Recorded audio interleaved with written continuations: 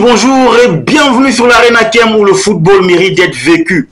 Les amis, Chelsea qui joue ce week-end contre Brighton and Hove Albion, un match alléchant parce que là, ça va mettre en lumière deux entraîneurs qui sont en train de réaliser un vrai travail. Mais on va se focaliser, n'est-ce pas, sur notre club, notre équipe qui est Chelsea Football Club.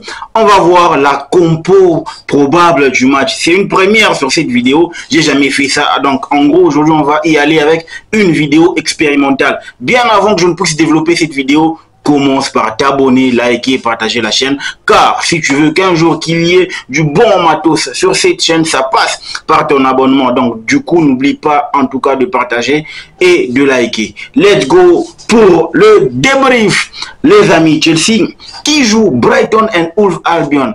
Un match alléchant. Brighton, c'est l'équipe invaincue jusqu'à présent, n'est-ce pas, en termes d'opposition, parce que Chelsea a été vaincu en première journée et depuis lors, on n'a plus vu, n'est-ce pas, cette équipe de Chelsea perdre un match de football. Là, on repart sur une rencontre ultra alléchante. Donc, en gros, aujourd'hui, on va essayer de comparer la compo.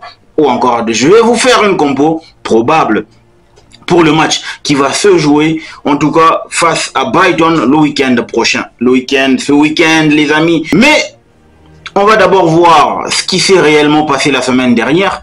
On va en tout cas analyser. Moi, en tout cas, j'ai fait ma compo sur base de la production de la semaine dernière et sur base des performances de la semaine dernière. Et du coup, je voulais aussi mettre en compte le match qui nous a opposé face à Barrow lors de la Carabao Cup, mais je me suis dit, tellement qu'il n'y avait pas d'adversité, ce sera difficile pour Maresca de bouger certains pions, surtout les gars qui ont remporté le match face à West Ham le week-end dernier. Donc du coup, en se basant sur les perfs, en se basant sur la rencontre face à West Ham, voyons d'abord les notes. Les notes, c'est que lors du match précédent à West Ham, on a joué avec une composition en 4-2-3-1, même si cette compo, pour moi, elle est hybride parce que ça varie à partir du moment où l'équipe de Maresca est, n'est-ce pas, en pleine action. Donc, du coup, on ne respecte pas vraiment le 4-2-3-1. Mais de manière hybride et point d'entrée, on respecte ce 4-2-3-1. Seulement qu'à partir du moment où l'équipe commence à se produire, et là, ça part en inversion. Donc, on inverse les latéraux et du coup, ils se retrouvent en faisant le surnombre au milieu pour apporter un peu plus de dynamisme, pour apporter un peu plus de présence afin d'asseoir le jeu et contrôler le milieu. Ça, c'est Enzo Maresca. Donc, du coup, Robert Sanchez qui réalise un clean sheet, top performance 8.7 de sa part. Tosin Adarabioyo 7.2. Lévi Colville avec sa capacité de relance et de passe, n'est-ce pas, en plein milieu, en plein, n'est-ce pas, rond central, ça fait 7.4.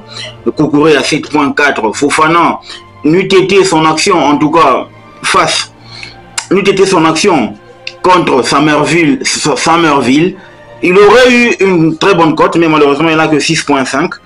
Enzo, 6.4. Je ne sais pas pourquoi, Caicedo, le métronome, 8. Jadon Sancho, 7. Kopama, 7.3. Noni Madueke, 7.1. Donc, sur base de cette performance de la semaine dernière, je vais vous faire ma compo probable pour essayer d'avoir, n'est-ce pas, une idée, un aperçu sur ce que peut nous proposer ces 22 acteurs sur le terrain, c'est Enzo Maresca peut nous proposer.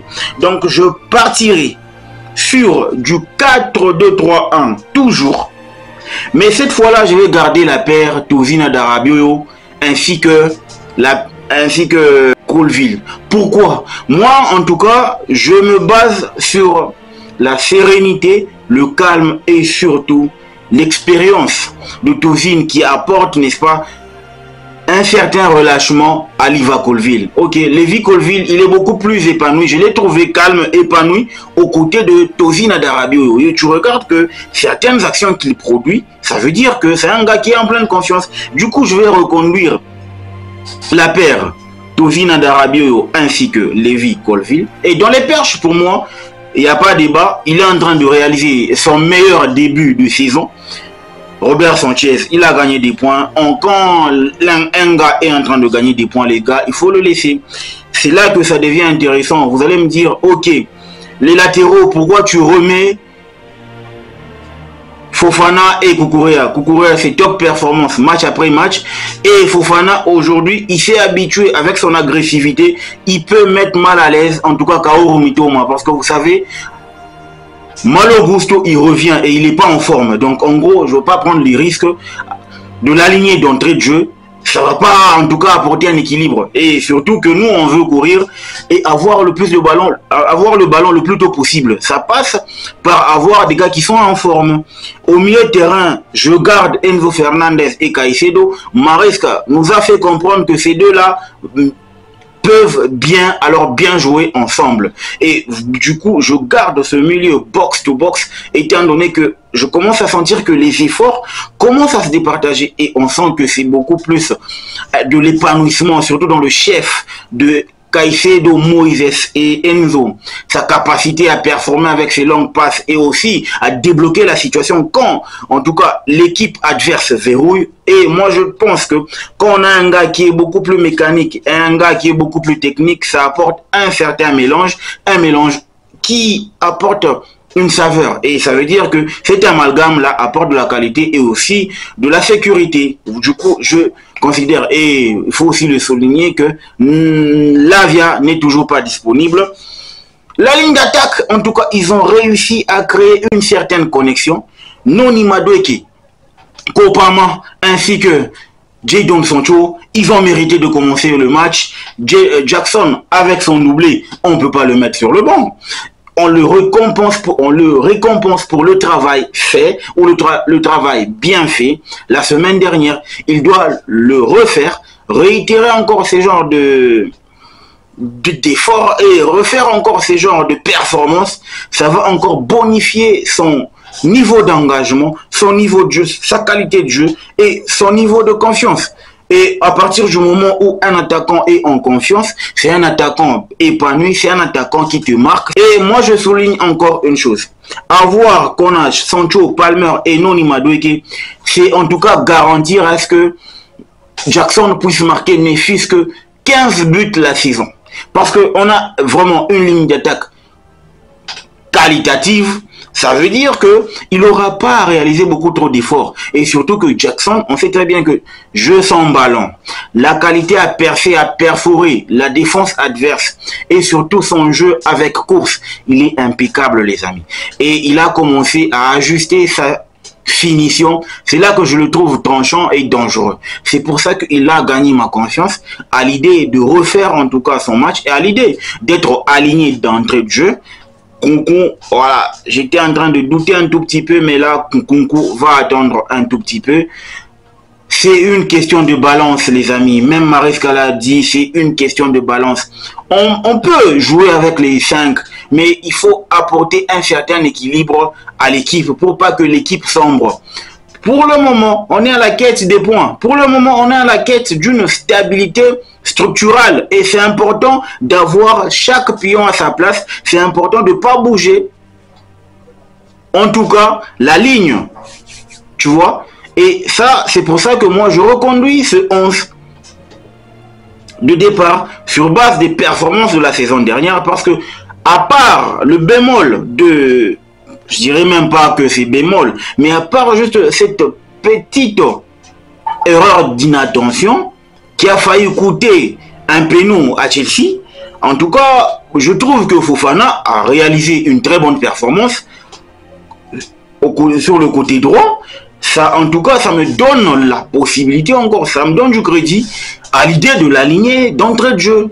Parce que Achampong n'est toujours pas prêt pour la première ligue. Malo Gusto, il n'est pas en forme physiquement. Donc, en gros, moi, ce que je veux, c'est avoir de l'équilibre. C'est pour ça que je propose ce 11. Pour surtout d'évoluer dans un 4-2-3-1. Voilà, parlons de la rencontre face à Brighton. Vous savez que Brighton est allé chercher un point à Arsenal, à l'Emirates Stadium. Donc, je m'attends à ce que ça soit un match ultra ouvert. Je les ai vus lors du match face à Nottingham Forest, c'est vrai que derrière, Dunk, ça n'assure pas cacahuète non plus. Hein. Il suffit qu'on organise un tout petit peu notre jeu. On peut en tout cas exploiter au mieux cette défense qui, à mon avis, semble être lente. C'est comparable à celle de Newcastle. Non, West Ham, il n'y a pas trop de... Ça court pas vite. Donc en gros, si on peut les prendre à dos, ça peut encore apporter quelques failles et ça peut nous aider à débloquer la situation. Et pourquoi pas faire mal à Brighton. Seulement que je me méfie de son entraîneur Özil. Il a un nom bizarre, les Allemands. Ça peut créer quelque chose. Mais je m'attends à ce que ça soit un match ouvert. Un match qui va nous donner aussi la possibilité de voir. Parce que c'est un niveau un peu plus élevé que ce que nous a proposé West Ham. Donc je m'attends à une opposition parce que là on va jouer une équipe qui est tellement joueuse et qui ne cherche pas à défendre, à parquer son bus, qui cherche à gagner des points. Brighton a des joueurs techniques, Brighton a un entraîneur intelligent, Brighton a un milieu travailleur. Donc en gros ça va être une opposition de style.